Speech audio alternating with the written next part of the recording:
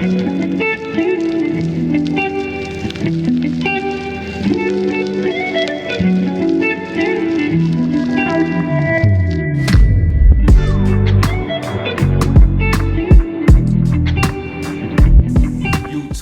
going on? Once again, y'all, we back. We are back, and we have a topic we've been wanting to talk about. We're going to talk about the worst thing you could ever do as a Jehovah's Witness. Getting baptized. Becoming one. Facts. Let's get into it. To kick this thing off. Now, everybody is hip to baptism. Some people get baptized as a baby. All these types of things. But and if you've never been a Jehovah's Witness, you would be like, well, what's the big deal about the baptism? You know, the Lord baptized as a Jehovah's Witness is nothing like these other religions. No, it is not the same, okay? Like, it is very different. It's basically signing a contract for your life.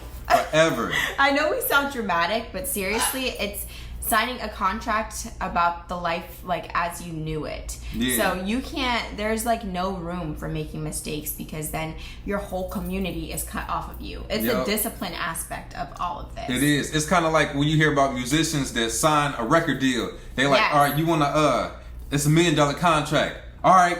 And they don't read the fine print, or they don't even offer to tell you what's in the contract. And in your mind, it's like, all right, I got $1 million. Then you find out, well, actually, it comes out of the budget for, you know, videos, for, you know, your production, your studio time, for marketing. So when you look at the end, you think you got $1 million, you done bought a house, you done bought cars. Come to find out, you only profited $20,000, and now you owe these people money, but you didn't know crazy. that. Yeah, that's kind of insane. Didn't something crazy like that happen to like Glorilla or something like that? She got caught in a terrible contract. But anyway, that's besides the point. People get caught in terrible contracts like in the real world, and same thing happens with this religion, because they don't give you the fine print, okay? Like everything that being baptized really comes with. Yep. So we can even start in the beginning. From, all right, we got a person that's not baptized yet. Yeah. And so in their minds, the pressure on them to get baptized, they don't know off the rip. We could start, all right, a Bible study, for example. Yeah. All right, Jehovah's Witnesses come knock on your door. Boom. So, all right, we like to share scripture with you and your neighbors. We're just spreading Bible knowledge.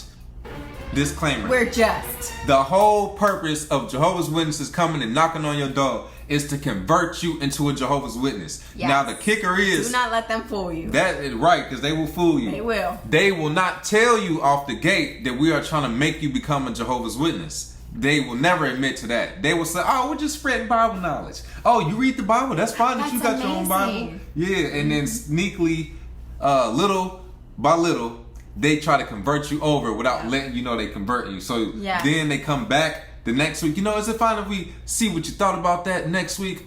All right, because you don't know Jehovah's Witnesses like that. No. So what happens when they come back the next time? They ask if they can come back again, and it becomes this like routine where now they're coming to visit you every week, and then they're going to ask you if you want to start a Bible study with them. Yep. And for a lot of people, they're learning new things about what is in the Bible, okay? And then once you get stuck in the, now you have a Bible study and you can use your own Bible, then it becomes, oh, we have this like New World Translation, so it makes it a little bit easier to understand. Yep. It's like this very slow indoctrination. And like, we'll make videos and people will say, why would you guys ever join this religion to begin with? Well, there's two ways to join it. Yes, either you are born in, or you literally get like indoctrinated. You get pulled in little by little. It's literally like being in an abusive like relationship. It is. It starts off so nice and like rainbows and butterflies.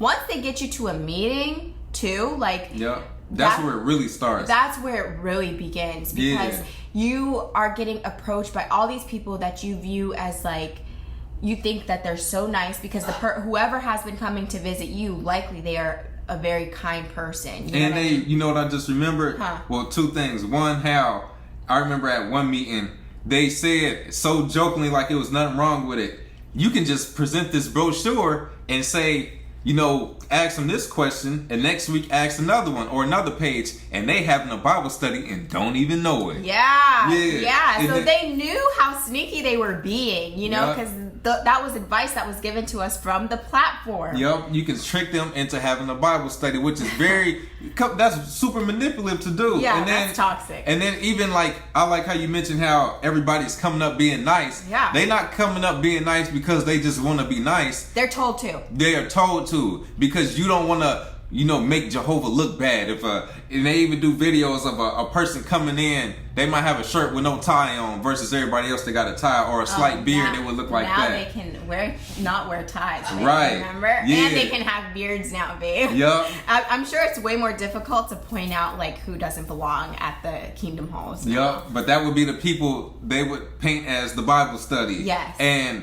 what happens if people come up and they not extra nice to them? It might make them not want to come back. Feel isolated. Yeah. Not feel, like that was not an experience that you would usually have whenever you went to a Kingdom Hall, because everybody is told, even the people who are naturally like introverted, you would get counseled and talked to about things like that. Like, because my mom is a naturally like introverted person. She doesn't care to talk to people, Right. Like she actually, I remember we had the conversation about like her being disfellowship versus coming back in. Mm-hmm. It was a lot less pressure when she was disfellowship, because she was able to come into the Kingdom Hall, get the spiritual food that she needed, because they do have good talks. You know what I mean? Like the talks that they have are decent. Sometimes they apply to real world stuff, and sometimes they're just totally off the wall. Okay. And sometimes it got lies in it, which, of course, if you piss in water, it's piss water. It ain't good water and piss. Of course. But people do get like spiritual,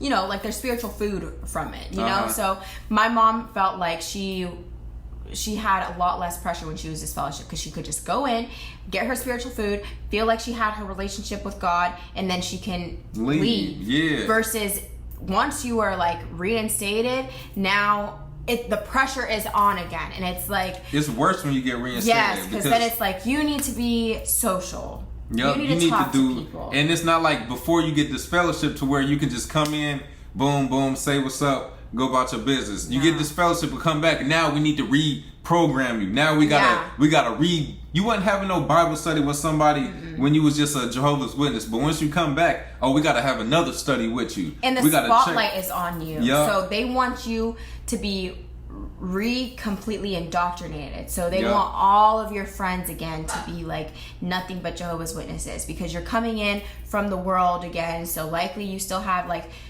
your worldly friends, and they want you to X all that out. Yeah, back to the whole baptism thing. So these are kind of the things that lead up to you getting baptized. The study, and like you mentioned, once the danger really starts once you attend your first meeting, because the most important thing as a Jehovah's Witness is those meetings. We mentioned before on our previous video about, even if you miss the meeting, one meeting out of the 2 meetings per week, if you miss it because you got a job, that's a problem. I remember being tired and working, and my granddad coming over to the house to counsel me, and it kind of turned into like we bump heads, because I'm like, I'm literally going to work and coming home. That's it. Yeah. I'm allowed to be exhausted and tired, and it was a problem because I missed the meeting 2 weeks in a row. Yeah. So once you come to that first meeting, they are going to guilt trip you when you coming back. In the Bible, it read this, and they take everything they had in the Bible study to guilt trip you into coming into the meetings. The whole thing is a guilt trip. And you know what? I'm actually going to share an experience. This girl said that we could share her experience, but we're going to do so anonymously. And I'm going to read to you how she ended up becoming baptized, because it's not just her story. It's a lot of people's stories. Yeah. Okay, so she said, for her, she was basically forced to being baptized, okay? Her Bible study teacher gave her HE double hockey sticks back whenever she was studying, and she kept forcing her and blowing up her phone and leaving 20 voicemails, literally, to continue the Bible study for the 3rd time, and she wouldn't take no for an answer, okay? She even called her mom to bug her where she was at, then kept demanding for the girl to get baptized, or she wouldn't make it to paradise. And that's what they do. A lot of us got baptized. Honestly, all of us. Out of force. Got baptized out of fear and force. Yes, or feeling like guilt. And that's what they do. So little by little, once you come and start attending these meetings, then they want you to join the school. Yeah. Then they want you to go and knock on, and they do it by, instead of just saying you got to do this, it's Jehovah wants you to do this. The Bible, which the Bible doesn't say none of this stuff, but part of them giving you this custom-made Jehovah's Witness Bible now convinces you that you are not acceptable in God's eyes unless you do this, this, and that. So that's stand up on a platform, give these talks. All right. Next, you got to go out and recruit other people. And after that is the contract that you get locked into. So they're not telling you the consequences after the fact of this contract, but they're only saying next you have to get baptized. Because, all right, everybody was all friendly to you at first when you were somebody who wasn't baptized, but you go on too long without being baptized, now you're going to get judged. Yes. And I'm not going to lie. I think it's so much worse if you are second, third, fourth, fifth generation, like Jehovah's Witness, because the roots in the religion is so much deeper, versus just being like a first generation, and you becoming a Jehovah's Witness is what makes you the black sheep of your family. Right. You know what I mean? Versus if you are second, third, fourth, fifth generation, if you choose to do anything aside from that, you are the black sheep. You know better. Yeah. You know Jehovah. And your father's an elder. All that. Exactly. Exactly. And I think that the indoctrination is made that way purposefully. Like even now with the Caleb and Sophia videos, because if they can indoctrinate a child, it's going to be easier to make them do, what you want them to do as you get older. It's like grooming them. Exactly. It's no different from teaching a child how to steal at an early age. Not a lot of criminals, but there's certain criminals that had parents that taught them crime when they were little kids. My mom, she used to teach me, she used to help me how to, shoplift when we was in the store when I was real little. She would just tell me to do this. And so ever since then, I've been a thief, and now I'm a bank robber. Like, this is the stuff that happens. So the same with Jehovah's Witnesses. So once you get baptized, this is how they trick you. You do it, everybody praises you, and then the love starts to die down. So the love is like this when you coming in. Then once it dies down, now you stuck in this contract, and you're not being as indoctrinated. You're not having your Bible study with this person as much. So now the so-called spirituality starts to settle in. And now the real you, instead of this blindfold that you're walking around with, now it's kind of opened up, and the real you was there now. Your real temptations and habits start to resurface. And what's messed up is a lot of people, like, okay, even the girl that I read her experience about, she didn't want to be baptized because she knew she was going to be disfellowshipped. But yet the peer pressure coming from the outside is so strong. And so it's like, how is it that you are basically backing me into a corner to do something, but then when I make the mistake that I knew I was going to make from the beginning, now I'm excommunicated, can't talk to my family, can't do any of that. And I think that's why a lot of people too decide just never to get baptized. I was going to say that. Because they know themselves. Both our sisters are like that. Your sister and my sister. My sister still goes to the meetings and stuff, but she's not baptized. And she has My uncle was like that. Same way. A lot of people don't get baptized because they like, I don't want to get in trouble, because they are somewhat aware of what can happen when you lock into this contract. And then what they try to do, if you express that to Jehovah's Witnesses, oh, Jehovah will be with you. You just have to come to the meetings and do your personal study, and everything will be okay. It won't be okay, because you are a human that does human things or has human temptations. And somebody telling you not to be human, it's bogus. It's not going to end well. I don't truly believe these people who act like they've never done anything like disfellowship worthy. You know what I mean? I just don't believe them. And I'm not buying it. If they truly are, then they're usually the very, very socially awkward. No, I don't. You know what? I don't even believe in that, because you never know what's going on with somebody behind closed doors. So no, I don't even believe. Nope, I don't believe anybody has never done anything that is disciplinary. Like disfellowship or reproof worthy. I ain't buying it, especially like the ones that never been married and they in their 60s and stuff now. It's like, man, ain't nobody buying that. at all. I don't believe. I'm just thinking back to like my old friend group, like the people that I would think would never do anything, and I'm thinking about it like, no. Yep. Nope, I don't believe it. Yeah, Sorry. because especially the people that got disfellowship for something crazy. Hey, you like, whoa, wait a minute. This person acted like this, and that. That right there lets you know that as somebody who was a Jehovah's Witness and left, you realize that people are people. But when you are in this organization, you living in la la land and go, oh no, this is a brother. They would never. This sister so-and-so, she's a pioneer. They would never. No. People inside this organization live in this imaginary bubble and act like they react or move differently than humans. They don't. There is no Satan's world, Jehovah's Witness world. No. It's one world. Yes, we are all living in the same world, like our own perceptions of this same world. But we all deal with the same kinds of like, you know, human experiences. Yeah. Just because you have one kind of temptation, okay, that's fine. Maybe I don't have that type of temptation, but I have this one. You know what I mean? Right. So like, yeah, the Kingdom Hall world is no different than Satan's world. Now, wrapping this up, the reason why getting baptized as a Jehovah's Witness is the worst thing you could possibly do is because, say for example, if you are somebody that got baptized and you got a family now, if you never got baptized, according to Jehovah's Witnesses rules, you can just associate with your family all the time, no matter what you do. The apostate thing is up to you if you put it out there or not. But other than that,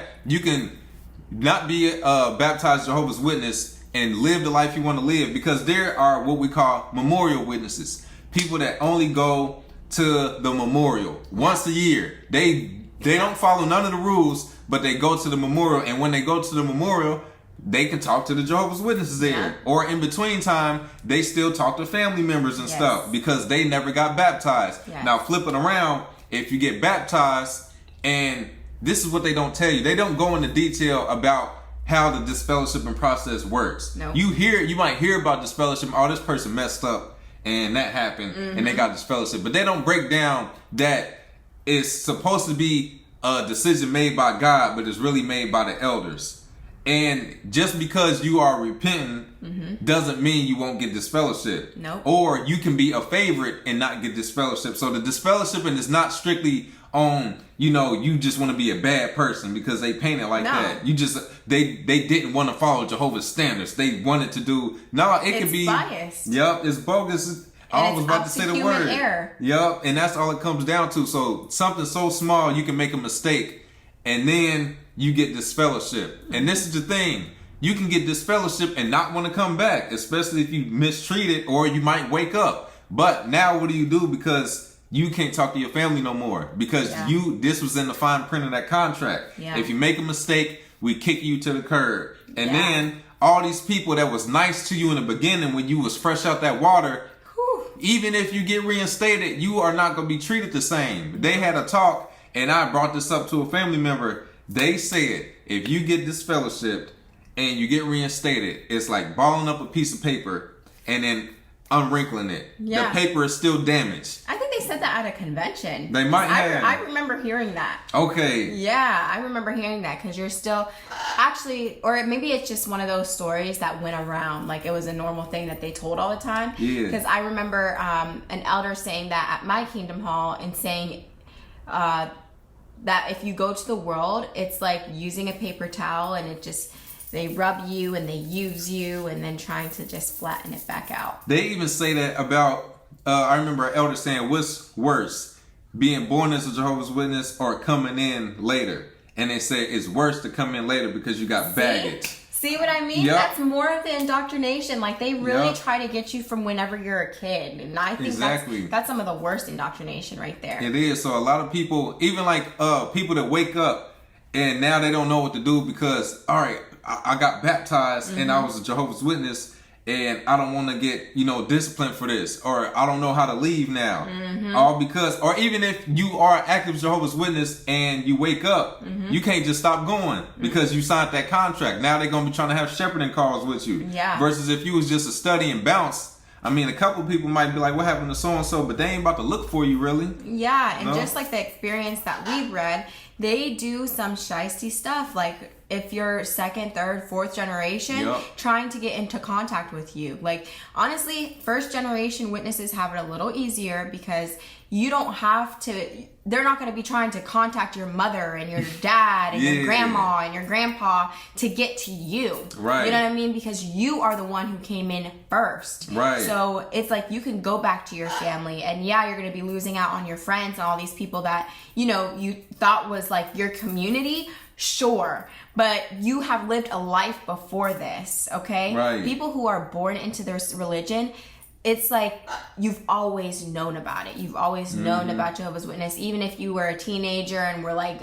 in the gray area, it doesn't matter. Like your roots are in the religion because that's where your family is. And that's hard to escape from. It is, because where do you go? This is everybody you know. This is your whole community if you're born in it. And it's kind of hard to get away from. Yeah. And I even thought about how I got baptized. Yeah. It was even becoming a Jehovah's Witness in a nutshell was because my family would not shut up. It was literally to shut my family up. And it was a point where I really tried to do this, but for years they kept trying to study with me. Since I was a little kid, I was not interested in studying. I like doing normal stuff. So once I was grown, it's like, when you gonna get baptized? When you gonna join the school? And it was so much of this. It was like, all right, I'll join the school. Yeah. It wasn't because I want to be a Jehovah's Witness. It's because y'all won't shut up. And it's, you know, you're not going to make it to the new system. And it's like, all right, I want to go to the new system. So, all right, boom, I joined the school. Did not want to give no talks. So I did it. Next, all right, when you going to start going to start? I'm not trying to go knock on people's doors. So boom, did that. And for a long period, it kept being, when you going to get baptized? When you going to get baptized? Finally, they don't stop. Yeah. And it's not like you get baptized and then they stop. No, they still don't stop. No, they don't stop. They keep asking you. So boom, got baptized, did it. And that's how I became a Jehovah's Witness. And I really, from that point on, for about a year or two, I really tried to be a Jehovah's Witness. But at some point, it's like, I'm not about to stop listening to rap. I'm not about to listen to some no edited music. I'm not about to cut off all my friends that I grew up with because that just never sat right with my spirit. Right. I didn't even know I had a spirit at the time. But that's something in here it didn't sit right with me. Yeah. And at one point in life, I realized that, all right, I'm back and forth trying to be a Jehovah's Witness and not do what's normal for me. Right. And it led to me eventually being disfellowship, coming back and realizing, yo, I don't like how these people move, and eventually being like, I'm out. Yes. And for me, it was, I always felt like I did it because I truly loved Jehovah. We all did. I truly did. loved this organization. But the truth is, and if I'm truly self-aware of how I was feeling at that time, it was more so, it was an ego thing. Because whenever I do anything, I want to be the best at whatever it is that I'm doing. You know what I mean? And so at that time, all of my friends were Jehovah's Witnesses, okay? I really didn't have any worldly friends that I hung out with, you know? That I hung out with. That's the key right there. Because I had them, but like we didn't talk. It was the Jehovah's Witnesses that I was talking to all of the time. And everybody was baptized. Like everybody was getting baptized. Everybody had already been baptized, especially if they were around my age. For real. So then it was like, well, if all of my friends are baptized and I want to consider myself to be spiritual, like I also need to get baptized. I've already gone through this book. I went through the God's Love book. Like, what is stopping me? You know what I mean? And so that's what was fueling my baptism. It was more so the approval of other people than it was my love for God or the religion. It had nothing to do with that. That's pretty much in a nutshell everybody's reason behind getting baptized. And even how you brought out, when people around you are baptized and you not, you are looked at as weak, as less than, as not as acceptable in Jehovah's eyes. You don't have the privileges in the congregation. Yeah. And I didn't come from like this. I hung out with a lot of people that were what you would see as like spiritually strong families, okay? Where like the dads are elders or the moms are pioneers or they themselves are pioneers. You know what I mean? So it made me feel like I wasn't comparable in that aspect, you know? Because I didn't come from this super spiritually strong family, okay? I put quotations because my family is actually super spiritual in different ways, you know? But anyway, that's besides the point.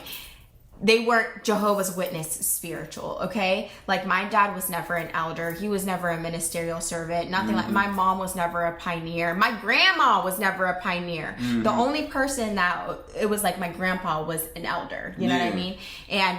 But that was it. You know what I mean? It wasn't like anybody else was there. Like that. Yes. So it was almost, I was trying to like make up for what I thought they were lacking. Yep, and I like that you brought that out, because it makes me kind of understand why my family extra pushed me, because my mom's disfellowship. Yep. My pops was never a witness. Yep. My granddad is an elder. Grandmother was a pioneer.